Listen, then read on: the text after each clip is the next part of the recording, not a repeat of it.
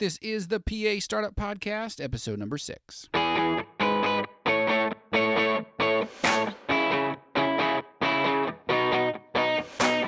This is the PA Startup Podcast, where we help pre-PA students, current PA students, and new grads start their careers as physician assistants. I'm your host, Chris Darst.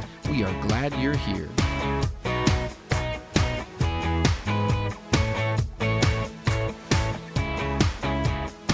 Well, hello there. Welcome back to yet another episode of the PA Startup Podcast.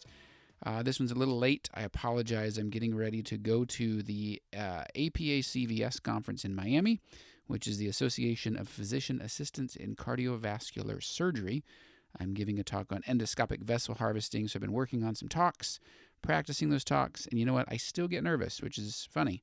I've given quite a few talks now, but I want to do a good job. I want to be helpful, so it's got me a little stressed out. So I apologize. This one's a little bit late to publish, but glad you're here. Glad you're joining us. This is a conversation with a PA student who is nearing graduation, which is an exciting time, but it's a stressful time, right? Because you've got your rotations.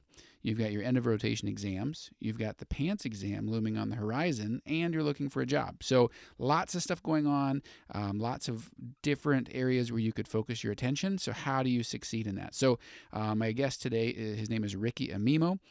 He is going to explain what he's doing with that. And he has an added little twist because he's an international student. So I don't want to steal his thunder, so I'll let him tell you about that. But yeah, here's my conversation with Ricky, and I'll be back at the end to fill in any gaps.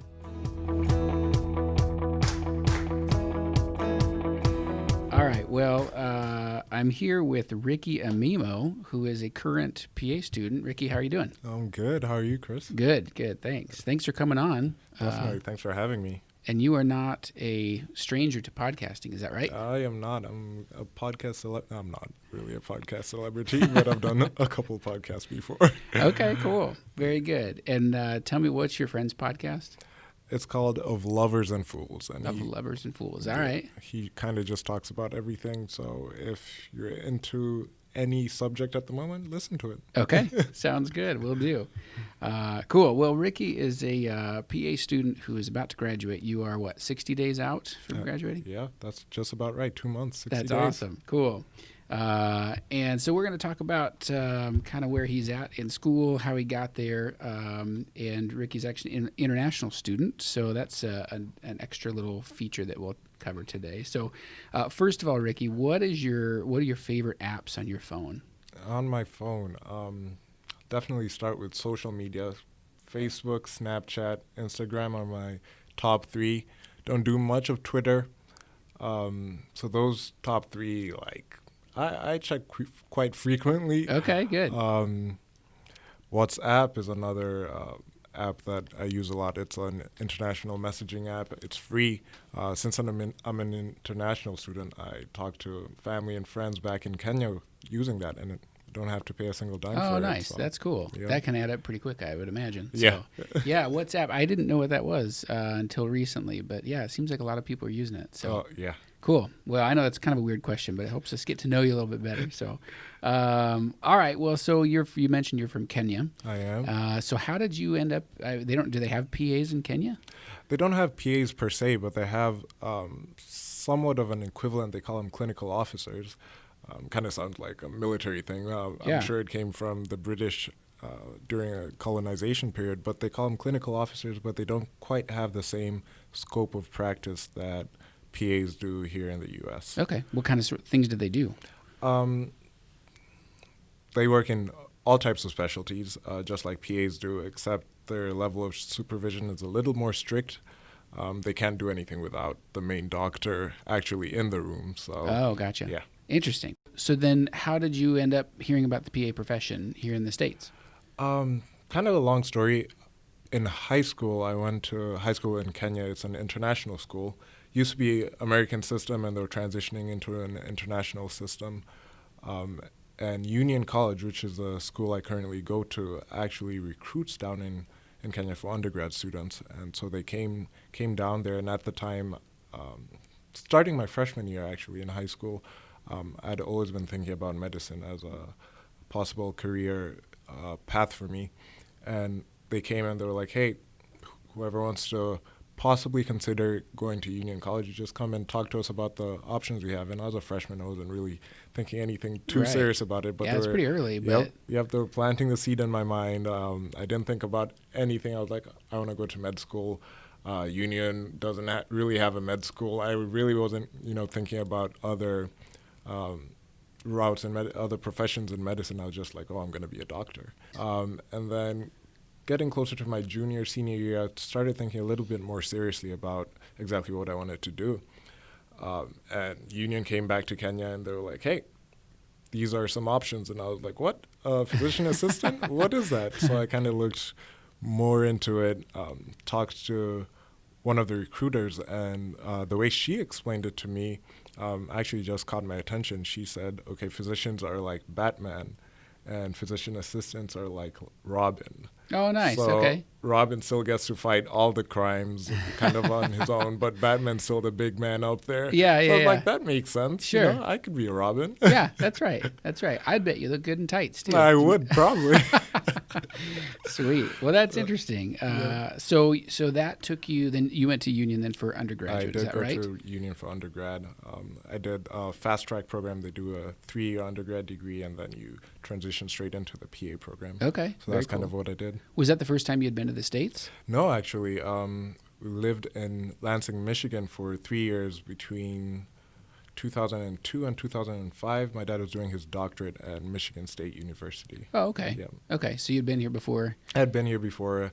I was kind of young to remember everything, remember the cold. So, when I was coming over, that wasn't the first thing on my mind. I was kind of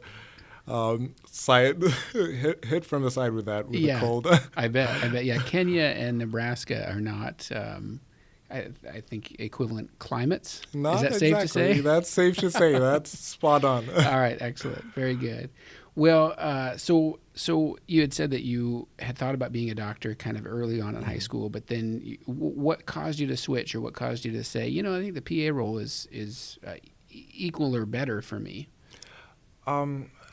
A couple things. I have an aunt who did her physician assistant training in the UK, so I kind of talked to her about medicine, and she was like, she loves her role, she loves what she does, she gets a lot of patient contact, and that was one of the things that I was looking for. I like interacting with people, I like talking to them about, exactly what's going on with them in terms of healthcare and trying to explain what they don't understand. Mm-hmm. I was like, if I still get to do that, that's awesome. Yeah. Then another huge factor that played in my decision making is I didn't want to stay in school forever. I think kudos to those who go to med school and have the perseverance to go through all of that. But I wasn't quite looking for that at the time. Yeah, for sure.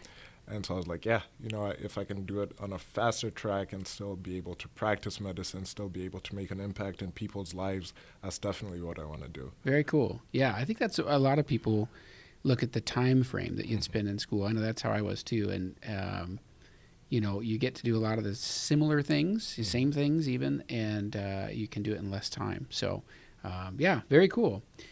As you started school, if you could go back and talk to the Ricky that started PA school, what advice would you give somebody who's starting out? Starting out, like my first month of PA school, I was a little stressed about everything. It was a little overwhelming. I had been prepared in undergrad, like I was geared towards medicine and geared towards, the sciences, but I was still overwhelmed during my first few days in PA school.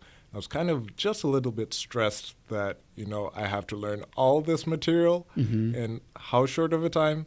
But looking back on it now, there's no pressure. There's no rush to get everything right into your mind. It's right away, anyways. Yeah, exactly, right away. Yeah. I mean, eventually you need to learn a couple key things, but right away, take your time. Yeah. Find out how you learn best, because there's a difference between memorization and learning. And I found that, discovering how I learned best, whether it be reading the books or watching videos that explain things and show graphics to help me better understand what was going on in the classroom. By learning how I learned best, stress was really not there. I didn't quite have to bear that burden of, I have to get all of this before next week. So I just advise myself to chill out and advise those starting PA school to take a deep breath in. You'll get there. Listening to your professors, they sound super smart. You'll get there someday. It doesn't have to be tomorrow. Yeah, for sure. So you're saying it's kind of the perception of all the information is overwhelming. Yeah, exactly. But once you get in the swing of things, once you learn how to learn best, then it's manageable. Would you say it's manageable? It's very manageable. Anyone can do it. That's what I think. Good. And if you love it while you're doing it, that's even better. Yeah. Well, and I tell you what, if I can do it, anybody can do it. There we go. So now that you are on rotations, what advice would you give yourself back at the beginning of rotations? So you made it through the classroom portion, the didactic portion, and now you're out kind of doing some people call them clerkships or rotations. What would you tell yourself back at the beginning of all that? Two things I'd probably tell myself and others who are starting rotations. One, you know more than you think you do. Throughout my rotations, I've surprised myself multiple times. I've been asked questions, and I knew the answer, or asked to do something, and I did it really well. Whereas I wouldn't have thought, I'd be ready for it. But, getting through the didactic year, just having information given to you over and over again really puts it somewhere in your brain. You don't even realize it's there, but it's there. So whereas rotations may be intimidating at first, you've been equipped for it throughout school. Another thing is just to remember that rotations is still part of school. You're still learning. It's easy to think that, I'm expected to know everything right now, but no, you're still in school. You haven't graduated yet. So take advantage of the opportunity to make yourself better as a future healthcare provider and learn from the different people you rotate with, from the different services you're with, from the different specialties that you rotate through. It's part of the learning experience. So this isn't practicing, this is still learning. Yeah, so that's a good point. Yeah, you're not practicing yet, you're still learning. Exactly. Have most of your preceptors been pretty okay with that? I mean, receptive to the fact that you are a student? All of them have been, actually. Good. And I think they help with the transition between student and future practitioner in that you're doing it all practically, and all my preceptors have been very open towards that approach. But they still recognize that, we're still students. Sure. They're very patient. You're patient with me suturing for forever. But no, everyone is pretty aware that you're still a student. So, good. That I didn't mean it to be a loaded question because I'm your preceptor right now. So spoiler alert to the audience, Ricky spent the last month with me, so that's why I knew that he'd be a good person to interview, but I wasn't fishing for compliments. You got it anyways. Okay, well, maybe I was fishing then. So, perfect. I haven't filled out your evaluation yet, so this is a good time to record this, right?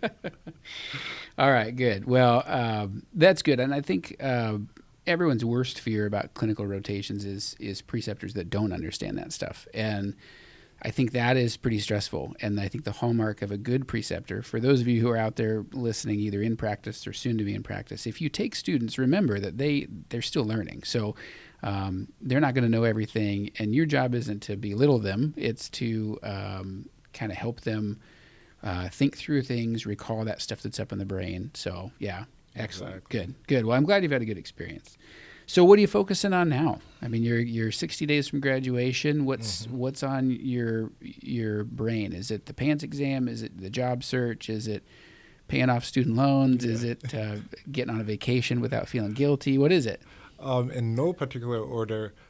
Definitely the PANCE is on my mind at the moment because after school you still have to get certified. So that graduation isn't the end of it. Yeah. Got to take the test, got to pass boards, and then I can start everything else. But the job search as well, and as an international student, working that out so that I'll be able to work in the U.S.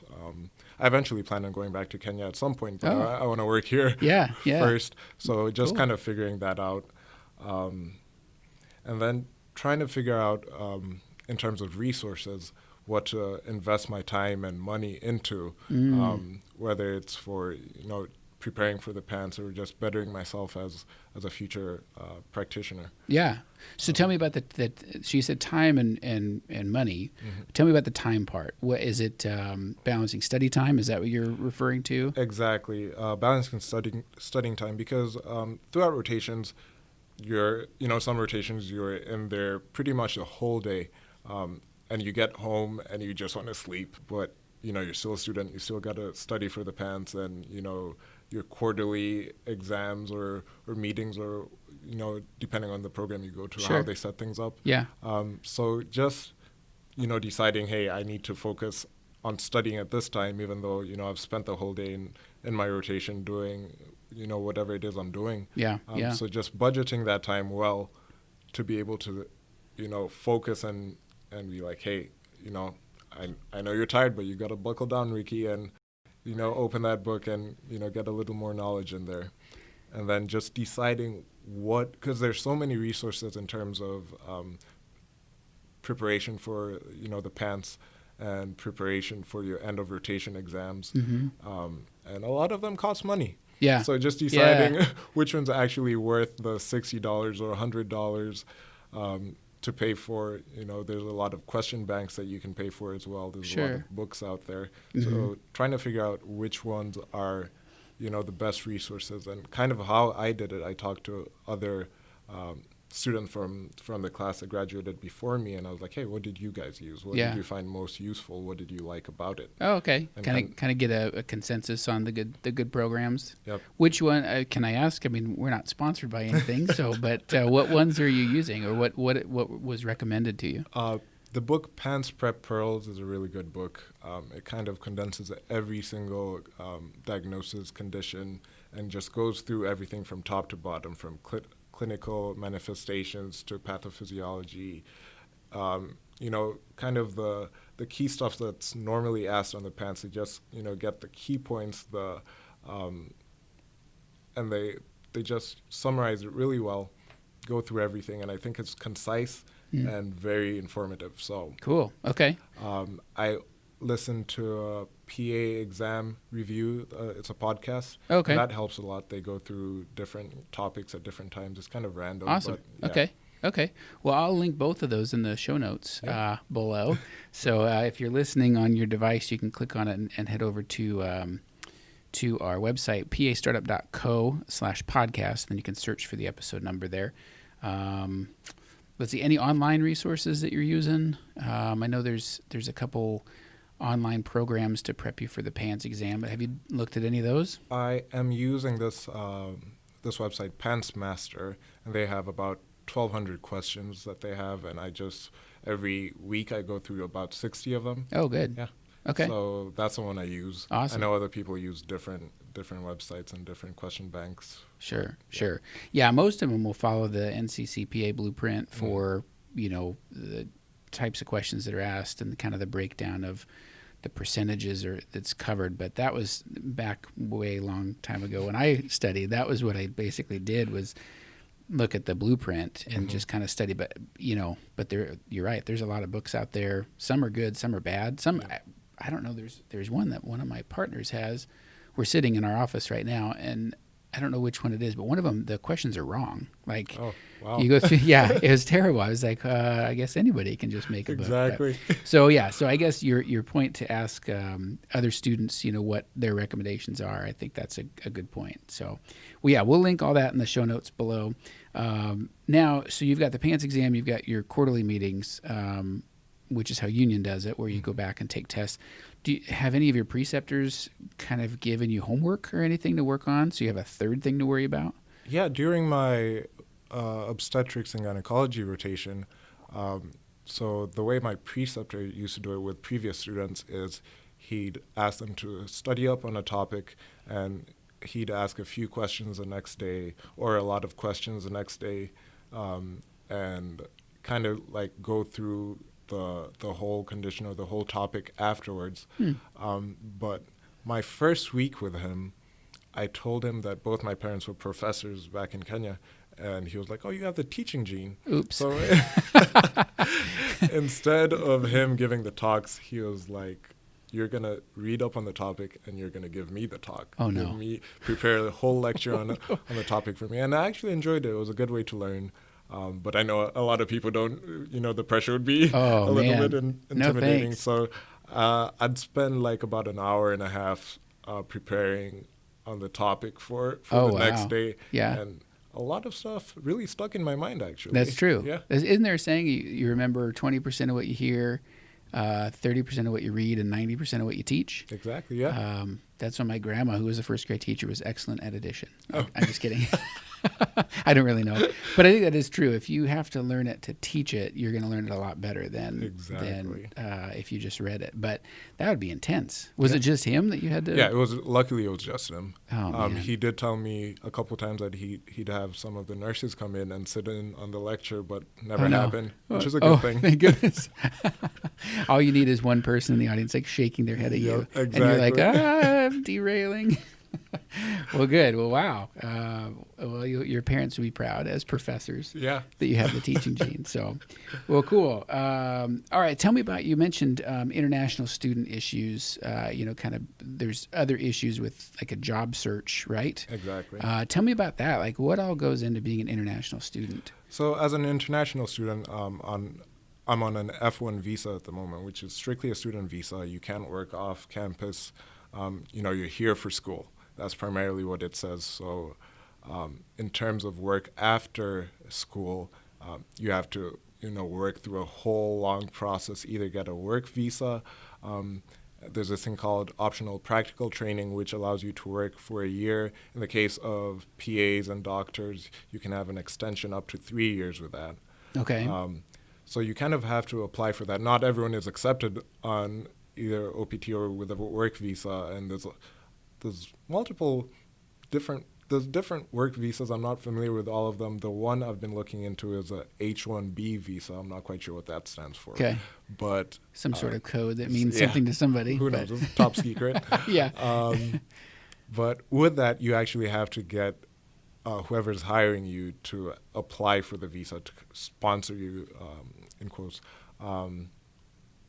So it's kind of a process to, when you're talking with potential employers, to tell them, hey, you know what, I can maybe bring this to the table, but also could you do me a favor and also sponsor me? Yeah. So I've been leaning more towards the route of optional practical training, which is something I applied for on my own, and then I'm allowed to work for up to 3 years. And then at that point, maybe talk to the employer and be okay, I've been here 3 years. Can you sponsor me now? Yeah, you've got some equity in this situation. Exactly. They know you. And so do people shy away from the upfront visa? I have a friend who is an international student. She was from Rwanda, and she had some trouble getting a job at first just because some people didn't necessarily understand the whole process. Mm-hmm. In fact, it's a whole lot more work that we rather not go through if we have another candidate who we don't have to do this with. Sure. And so I know she had some trouble with that. And I have some other friends who are not in the PA profession who've had some trouble with it. But for the most part, I think once people understand, how the whole process works, it's not that big of a deal. Sure. It's just paperwork, I assume. It's a lot of paperwork. But it's somebody's time, and exactly. Oh, that's too bad. That's kind of tough. Like, I'm a new grad, which everyone always, we like experience if we can get it. But so you're a new grad, but also you have to ask for a visa, which I think that's unfortunate because you've done a great job. Yeah. So I would fill out the paperwork for you. Oh, so. Perfect. Yeah. So, yeah. I know some undergrad international students have some trouble with getting healthcare experience for PA school. Oh, yeah, I bet that's true. Because most of the healthcare experience, you have to work off campus. You can't, you can't be a CNA on campus. Sure. Unless, I don't know, you have a special, I don't know. Some kind of strange college that has a assisted living facility in it. Exactly. But something I found out during school is there's a third option for you to be able to work off campus while you're still in school, but it has to be geared towards your future goals. So you can't be a pre-PA major or a health science major or whatever you have, trying to be a PA and go work at Walmart. Oh, gotcha. It has to be related to your field. Exactly. It's called CPT. I'm not sure what that stands for. Okay. Not that many people know about it. Not that many international students know about it. But you can apply that to be able to work off campus to get your healthcare experience so that you may be able to start PA school eventually. Yeah, because how do you get your hours in if you can't work off campus? Exactly. So, wow, very good. Cool. Well, that's all I've got for you, I think. Anything else on your mind? Oh, we went through most of it, I think. Right. How's the job search going? Job search is going good. I've been talking to a couple people here and there, so just waiting to. One, I'm not too aggressive at the moment. Waiting to get closer to graduation, and then at that point, I can kind of say, hey, I'm graduating in a few weeks, rather than could you wait and hold on to the job? Could you wait? 2 to 3 months before I'm done and the test is over. And yeah, for sure. Would you say the market is good right now for you and your classmates, or is it a little tight? I think the market is great. Good. There's a lot of people. All my rotations have said that they're open to hiring PAs, and a lot of their mid-level healthcare providers are reaching a time in their life that they might want to switch or retire. And so there's a lot of people looking for PAs and all types of specialties. So I think the market is good. Good. Especially in rural areas, there's a lot of need for healthcare there. Yeah, for sure. And as PAs kind of have been around, even the last 10 years, I've seen more people know what they are, and they are used to seeing a PA, whereas 10 years ago or 20 years ago, it was, wait, what? I'm not going to see the doctor. But now it's just kind of almost interchangeable, especially in a family practice setting. So it's been great for the profession, and I think there's only going to be more and more opportunities. There's even some places where the laws are favoring PAs now a little bit more, where they don't have to have as close of an agreement with physicians to work kind of underneath as much, where it gives them a little bit more autonomy. So that's all great. I think we're just going to continue to make progress. I think so too. Yeah. I think so too. It's a great profession to go into. Yeah, good. Now, one more question, I guess. You mentioned that you're going to go back to Kenya. How would that work if you were to be a PA here? Let's say you worked for 2 or 3 years, got your experience, and then went back to Kenya. Would they recognize you as a physician assistant, or would you have to be the medical officer type position? I would have to be the medical or clinical officer. Clinical officer, yes. Yeah, that's most likely what I would have to do. I know that they're currently kind of working on the healthcare scene in Kenya at the moment, trying to reform it. So hopefully that kind of allows people who've trained internationally to be able to come back and contribute all their skills that they've learned back in the country without having to take a huge, autonomy cut, responsibility cut, pay cut, probably. Exactly. Exactly. So. Well, that'll be cool. Yep. Hopefully, by the time I'm heading back there, that's kind of figured out. And if it's not, I might, start making moves in that direction. And that's right. You could be the pioneer. You could. We'll see about that. Well, that'd be cool. Well, good. Well, we'll definitely follow along with you then. Perfect. Sounds good. So good. Well, thanks so much for joining us today. Thanks for having me. Good luck with the last 60 days. I'll be sure to do a good job on your review. Oh, thank you. Yeah. And good luck with the PANCE exam. And we'll check in with you soon. Sounds good. Thanks for having me. Yeah. Thanks, Ricky. All right, so there you have it. That was my conversation with Ricky Amimo, PA-S, not for too much longer. He's going to be graduating here soon, taking the PANCE exam, and then getting out into the PA world, which is exciting. So I linked up the stuff that he mentioned, the PANCE review resources, anything we talked about, basically, including his podcast that he's been on in the show notes. So head over to pastartup.co/episode 6, and that will be your source for all the links for this episode. A couple more details about Ricky on that page, and just check out the site while you're there. Take a look around. As always, I am looking for questions to be submitted for our question and answer session. Episode 5 was our first one of that variety, so please send me your questions at pastartup.co, and if you head to the website, you can sign up for our mailing list just to give you a heads up when new podcasts are launched, new downloadable tip sheets are loaded up on the site, stuff like that. What else can I tell you? Oh, as always, I would totally love a rating and review. I know you guys are shy out there, totally fine, but the more rating and reviews we get, the better off it is for our listeners and the more people hear about us. So I really appreciate that if you would do that. And of course, subscribe to the podcast so it gets delivered to your device as soon as it's published. I'm going to try to be publishing on Tuesdays. And if we get enough questions for question and answer, we'll do a question and answer session on Fridays. So that's about it. That's all I've got for you. Hopefully things in Miami go well. If anybody is going to be in Miami this weekend, check me out on Saturday at the APA CVS conference. I'm doing a lunch and learn, and then we're going out for dinner that night for a different talk about endoscopic vessel harvesting. So might be for those people that are out and about working as a PA, but just in case you're out there, shoot me a message on Twitter, PA Startup DOT Co. And I'll look for you there. So have a great week, guys. Hope all's well, and can't wait to hear from you. Talk to you next time.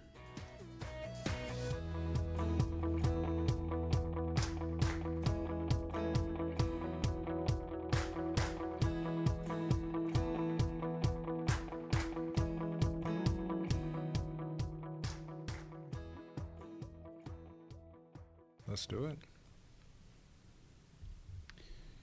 I don't really know how to introduce you. I'm just a guy.